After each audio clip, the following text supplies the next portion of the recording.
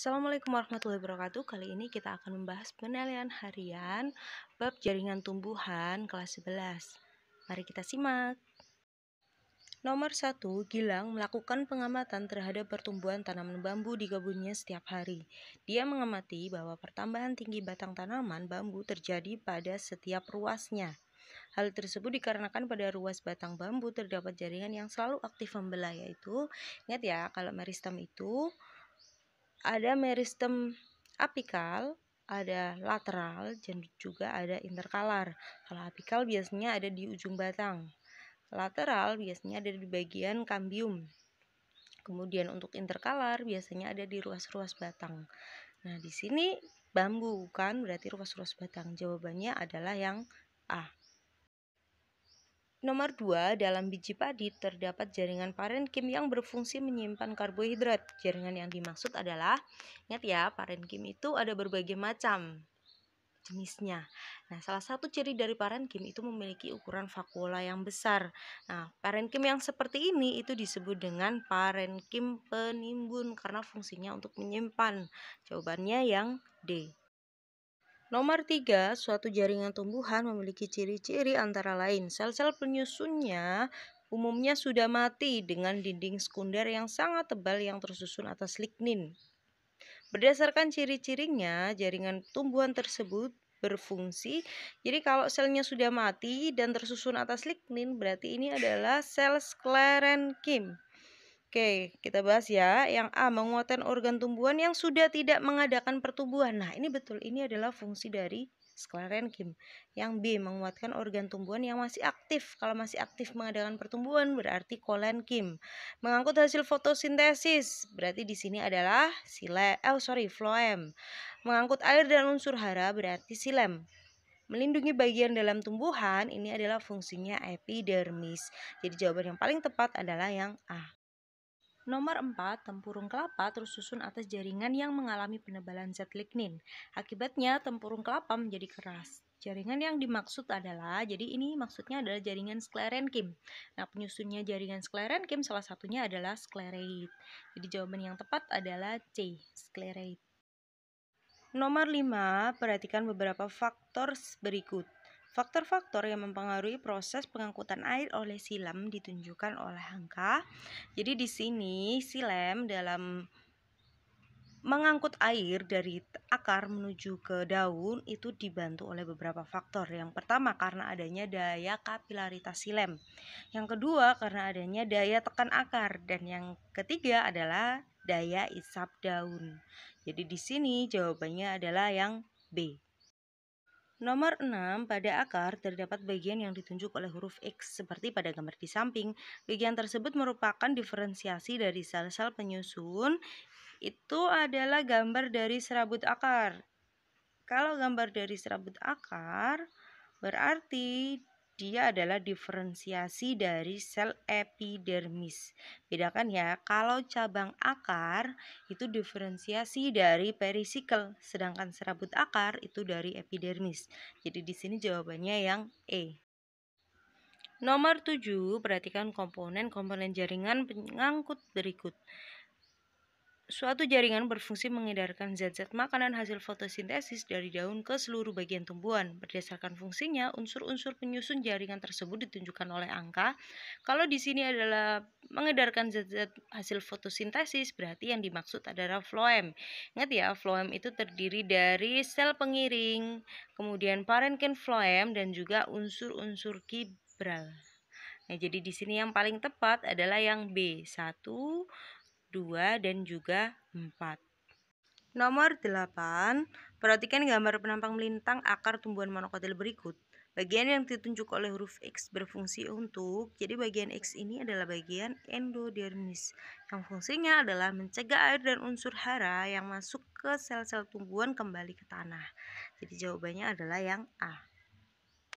Nomor 9, dia mengamati preparat irisan melintang suatu batang tanaman menggunakan mikroskop. Hasil pengamatan yang diperoleh seperti pada gambar di samping. Berdasarkan hasil pengamatan tersebut, kemungkinan tanaman yang diamati dia adalah, jadi di gambar ini kelihatan, di situ ada berkas pembuluh. Nah, berkas pembuluhnya itu tersebar Jadi nggak melingkar. Kalau berkas pembuluh tersusun melingkar itu berarti tanaman batang dikotil. Sedangkan ini tersebar berarti itu adalah batang tanaman monokotil. Nah, karena batang tanaman monokotil maka jawaban yang paling tepat adalah yang B. Nomor 10, Rio melakukan pengamatan terhadap suatu preparat organ. Hasilnya yang pertama, tidak tampak adanya endodermis, empulur, ataupun perisikel. Memiliki berkas pengangkut kolateral tertutup dengan susunan tersebar. Ukuran berkas pengangkut makin ke tengah semakin besar. Di sini ada kata kunci, tidak ada empulurnya. Kemudian berkas pengangkutnya kolateral tertutup dan tersebar. Kalau tersebar dan tidak ada empulur, ini berarti adalah batang monokotil. Nah, batang monokotil itu contohnya di pilihan gandanya berarti adalah batang kelapa. Jawabannya yang A. Nomor 11, perhatikan ciri-ciri berkas pengangkut pada tumbuhan berikut. Ciri-ciri berkas pengangkut pada batang tumbuhan tersebut ditunjukkan oleh angka. Yang pertama, tidak terdapat sarung berkas pengangkut. Nah, ini betul. Yang kedua, ukuran makin ke tengah makin besar. Ini cirinya monokotil. Terdapat parenkim phloem. Nah, ini ciri dari dikotil. Memiliki tipe kolateral terbuka. Itu ciri dari dikotil. Tersusun tersebar adalah ciri monokotil. Nah, sedangkan di gambar di sini adalah gambar pohon jati, yang pasti dia adalah dikotil. Jadi jawaban yang paling tepat adalah yang B. 1, 3, dan 4.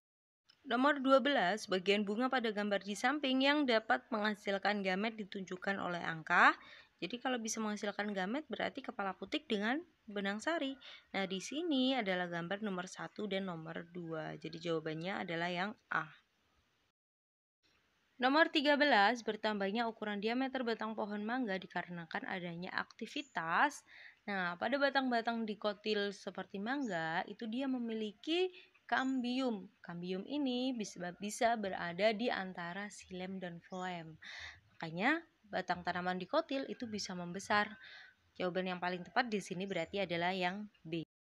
Nomor 14, perhatikan gambar penampang lintang organ akar berikut. Struktur dan fungsi jaringan yang ditunjuk oleh huruf X pada tabel berikut yang benar adalah, jadi X itu adalah bagian dari xilem. Nah, karena dia adalah xilem, maka tersusun atas unsur trakeal, serabut xilem, dan juga ada parenkim xilem. Fungsinya sendiri adalah mengangkut air dan unsur hara dari akar menuju ke daun. Jadi jawaban di sini yang paling tepat adalah yang D. Nomor 15, meskipun mengalami kerusakan pada jaringan epidermisnya, organ batang tumbuhan dikotil tetap dapat terlindungi dari pengaruh lingkungan dan patogen. Hal ini dikarenakan, jadi kalau di tanaman dikotil, ketika epidermisnya rusak, maka akan digantikan dengan jaringan yang baru, yaitu jaringan gabus. Bisa kalian lihat ya, ketika tanaman sudah mulai besar, biasanya di bagian batangnya itu akan ada seperti struktur pecah-pecah begitu. Nah, struktur pecah-pecah ini sebenarnya sudah bukan epidermis lagi, melainkan jaringan gabus. Jadi jawabannya di sini yang paling tepat adalah yang A. Nomor 16, salah satu sifat sel tumbuhan yang dijadikan dasar pelaksanaan kultur jaringan adalah autonom. Yang berarti, ingat ya, sudah dibahas sebelumnya. Autonom di sini maksudnya adalah sel itu mampu mengatur aktivitas hidupnya sendiri. Jadi jawabannya adalah yang D. Nomor 17, perhatikan gambar kedua alat berikut. Pada pelaksanaan teknik kultur jaringan secara berurutan, alat A dan B digunakan untuk alat A itu bernama autoklav. Alat ini biasanya digunakan untuk sterilisasi alat dan juga sterilisasi media. Sedangkan yang B adalah enkas. Di alat tersebut digunakan untuk inokulasi eksplan atau bisa juga untuk subkultur eksplan. Nah, jawaban yang paling tepat berarti di sini adalah yang D. Nomor 18, perhatikan pernyataan-pernyataan berikut.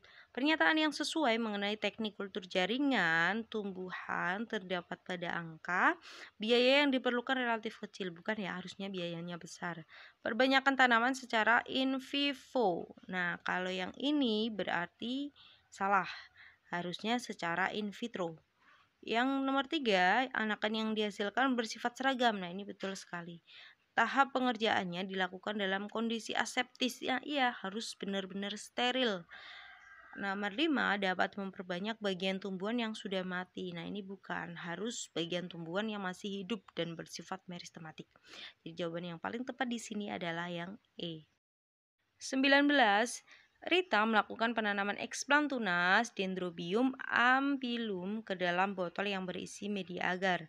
Setelah 3 minggu, kalus mulai terbentuk dan memenuhi botol. Selanjutnya, Rita memindahkan kalus yang terbentuk ke dalam medium baru. Tahapan yang dilakukan Rita adalah memindahkan yang sudah berbentuk kalus dipindahkan. Berarti di sini adalah subkultur. Jawabannya yang B. Nomor 20, Ferdi melakukan perbanyakan tanaman atrium dengan teknik kultur jaringan. Eksplan yang digunakan berupa bagian ujung batang atrium yang memiliki bakal tunas. Sudah ada bakal tunasnya ini. Setelah 2 bulan, tunas tumbuh dari bakal tunas eksplan batang tanaman atrium tanpa melalui pembentukan kalus. Berdasarkan uraian tersebut, proses regenerasi eksplan yang berlangsung adalah, jadi biasanya kan ngambil jaringan nih, jaringan meristem bisa di ujung batang atau di ujung akar, kemudian akan membentuk kalus, baru membentuk planlet atau tanaman kecil yang utuh. Nah, di sini si Freddy langsung menggunakan bakal tunas, jadi tidak perlu tahapan pembentukan kalus. Karena tidak perlu kalus, berarti di sini berlangsung oogenesis secara langsung. A.